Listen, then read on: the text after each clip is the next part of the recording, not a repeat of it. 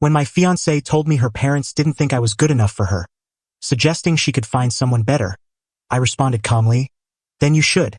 That same night, I quietly transferred our apartment lease to her name, deactivated her access to my credit card, and left while she was asleep. A week later, her entire family showed up at my new place, pleading for me to reconsider. It's strange how heartbreak can feel so serene. No yelling, no tears, just a cold, clear focus that takes hold. I'd been with Emily for 3 years, meeting her just after college at a mutual friend's housewarming. She was intelligent, stunning, driven, everything I'd ever wanted. We moved in together after a year, got engaged after 2, and were deep into wedding plans when it all unraveled. In hindsight, the red flags were there. Emily's parents, Charles and Margaret, were never particularly welcoming. They were the elite type, old wealth, private academies, summer homes on Cape Cod.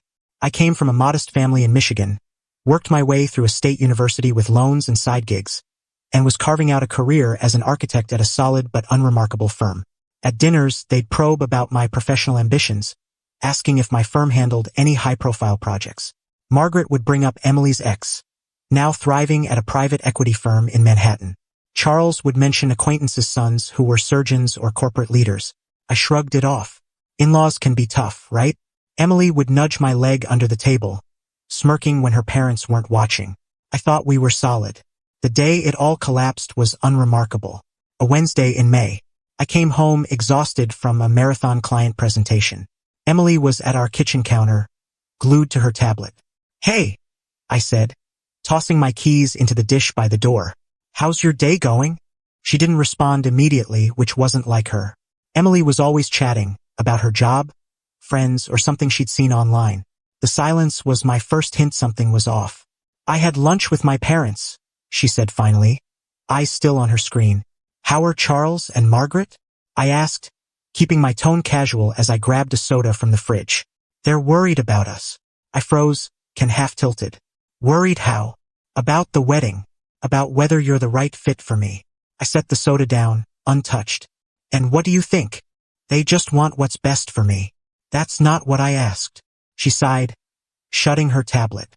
"They brought up some things I hadn't considered, like how your job doesn't have the same upward mobility as, say, finance or law. How we'll never live the kind of life I was raised in. How our backgrounds are so different." "We've known that since day one," I said, my voice steady despite the tightening in my chest. "It never seemed to bother you before." "It didn't, but thinking long-term, kids, the future, I don't know." They made some valid points, like how you're fine with where you are. You never talk about aiming for partner or launching your own firm. You're just okay with being average. That stung. I'd never pretended to be a superstar, but I worked hard, took pride in my designs. I wasn't revolutionizing the world, but I was building a respectable career doing what I loved. "What are you saying, Emily?" She fidgeted with her engagement ring, the one I'd saved 6 months for, the one her mother called charming with a faint sneer. "My parents don't think you're right for me," she said at last. "They think I can do better." The room seemed to shift, like a building settling after a tremor. 3 years, a year of engagement, countless promises and plans, reduced to her parents' judgment. "And what do you think?" I asked again, voice barely above a whisper. She wouldn't look at me. "I think they might be onto something. In a movie." This is where I'd beg, remind her of our love, vow to prove myself worthy. But that cold clarity hit me like a wave. "Then you should," I said simply. "Should what?" "Find someone better, if that's what you and your parents believe." She looked stunned, like she'd expected me to fight or cry. "Ryan, I'm not saying it's over. I'm just unsure. Unsure if I'm good enough because your parents said so. It's more complicated than that." "Is it?" "Seems pretty straightforward to me." I walked past her to our bedroom, her bewildered expression trailing me. I took a shower, the hot water clearing my head as I mapped out my next steps. By the time I was done, I had a plan. Emily was in bed when I emerged, scrolling her phone like it was any other night. "Can we talk about this tomorrow?" she asked, glancing up. "I'm exhausted, and we need to sleep on it." "Sure," I said, climbing into bed. "Tomorrow." I waited until her breathing evened out around 1 a.m. Then I slipped out of bed, grabbed my pre-packed duffel from the closet, and got to work. I logged into our apartment's tenant portal. The lease was in my name, with Emily listed as a co-occupant since my credit score was stronger when we signed. I submitted a request to transfer the lease solely to her, noting she'd need to sign and the landlord would need to approve.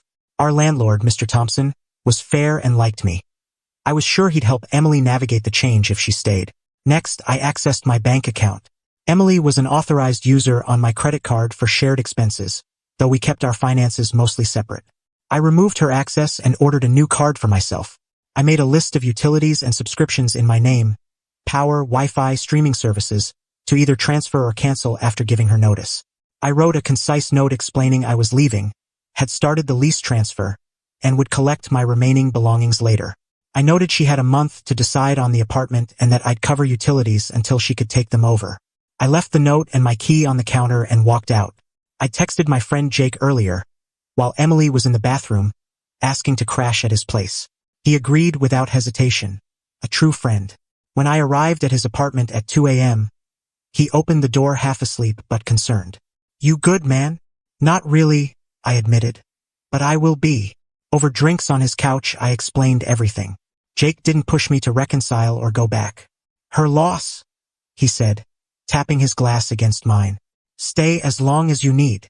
The next morning, my phone was flooded with notifications. Calls, texts, voicemails from Emily, each more desperate than the last. "Where are you? Call me. You just left?" The landlord mentioned a lease transfer. "I can't afford this place alone." "You canceled the card? How am I supposed to buy groceries?" That last one was ironic. Despite her family's wealth, Emily prided herself on being self-sufficient, living off her entry-level marketing job while her parents paid her student loans, car, and maintained a hefty emergency fund she rarely used. Now that pride left her scrambling. I didn't reply. Instead, I called my boss, requested a few personal days, and started apartment hunting. Within a week, I secured a modest one-bedroom across town, manageable with my recent project bonuses. Emily's messages kept coming, shifting from anger to begging. "Please talk to me.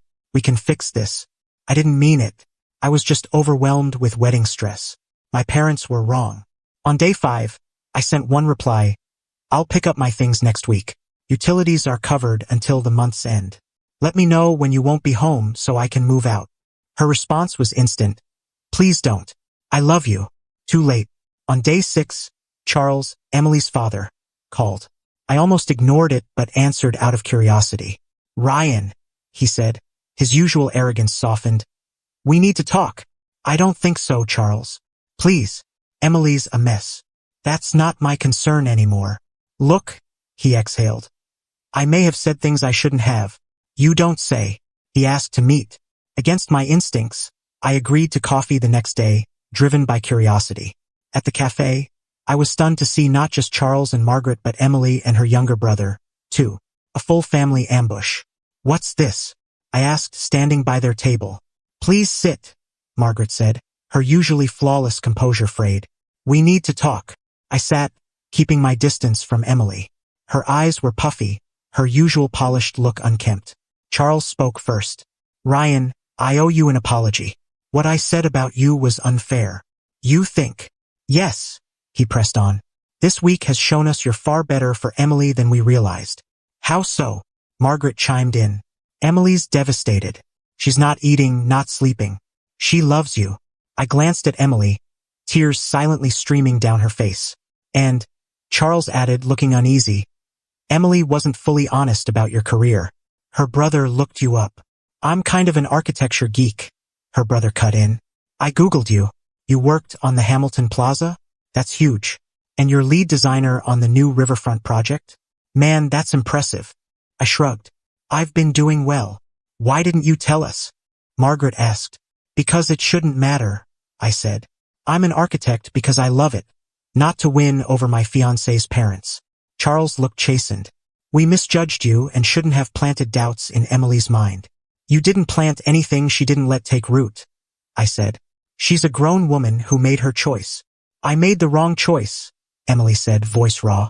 "I was stupid, insecure, and let them sway me. I've regretted it every moment since you left."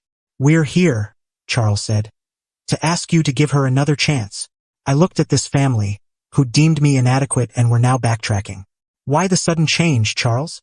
"Because I might actually be successful," No, he said, though his eyes flicked away. Because I've never seen my daughter this broken. Whatever you think of me, I love her. The reality was, I'd never bragged about my career to Emily or her parents. Not out of secrecy, but because I didn't measure my worth by accolades. The Riverfront project was a major win, one I'd poured late nights into, but Emily was more focused on her marketing world, and I was happy to listen rather than boast. Please, Ryan. Emily reached for my hand. I pulled back. I was wrong. I love you, not what you do or earn. But you didn't stand up for me, I said softly. When they said I wasn't enough, you agreed. I was scared, stressed about the wedding, doubting myself. It wasn't about you. And you only reached out when you realized I'd transferred the lease and cut off the card. That just showed me how much I rely on you, she said. How much I need you. I don't want to be needed. I want to be chosen. I stood. You chose your parents' opinion over me. Ryan, Margaret interjected. People make mistakes. Emily messed up. We messed up. Doesn't that deserve a second chance? I looked at them, this family scrambling to fix their mess, and felt nothing. That cold clarity held firm. I wish you all well, I said, turning to go. Wait. Emily stood, drawing stares from other patrons. I'll do anything. I'll move into your new place. I'll pay my share. I'll cut off my parents if I have to. Her parents' alarmed expressions confirmed their sincerity was shaky. It's not about that, I told her. It's about you showing me who you really are. Someone who prioritizes status and others' opinions over loyalty and love. I believe you now. I walked away, ignoring her calls. That was 6 months ago. I haven't spoken to Emily since, though she still texts sometimes. Her parents sent a fancy whiskey bottle with an apology note, which I regifted for Jake's birthday. The Riverfront project I designed opened last month to great reviews. My firm promoted me to junior partner with a solid raise. I bought a small condo in the building I designed. Sometimes, I wonder if I was too harsh, too unwilling to forgive. But then I recall how easily she doubted me, how quickly she echoed her parents' verdict on my worth. Some wounds are too deep to mend. The right person won't need convincing you're enough. They'll know it and defend it, even against their own family. I'm still searching for that person, but now I know what I deserve and what I won't settle for.